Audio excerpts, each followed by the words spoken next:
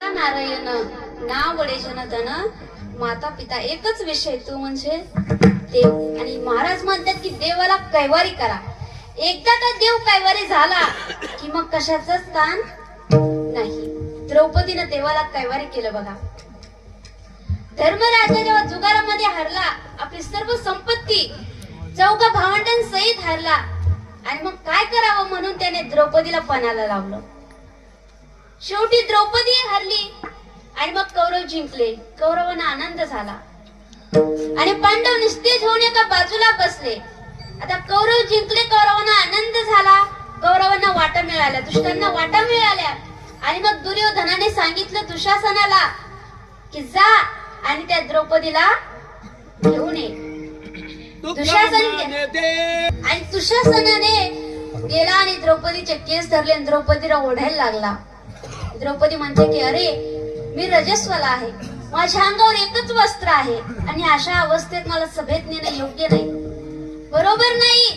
दुशासन म्हणाला ते काही का असेना, आम्ही तुला खेळात जिंकलंय, तुला दासी केलंय. आणि तसंच भर सभेमध्ये केसांना धरून ओढत ओढत द्रौपदीला भर सभेमध्ये आणलं. भरी सभा में द्रौपदी ठारी, भरी सभा में द्रौपदी ठारी, राज रखो हमारी रे, गोवर्धन गिरिधारी रे, गोवर्धन गिरिधारी रे, गोवर्धन गिरिधारी.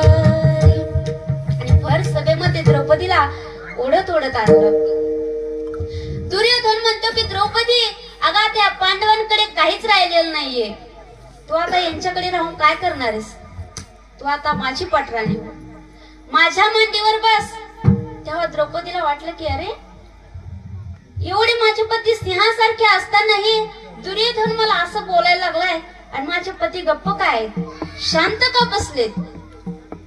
कारण त्या सभेमध्ये मोठमोठे रथी महारथी पंडित ऋषी मुनी शास्त्री पितामह भीष्माचार्य सर्व बसलेले होते. सर्वांनी माना खाली घातल्या.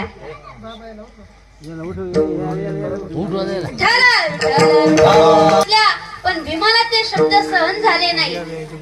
भीमाला ते शब्द सहन झाले नाही. भीम गदा घेऊन उठला. तेवढ्या धर्मराजाने काय केलं, भीमाचा हात धरला आणि भीमा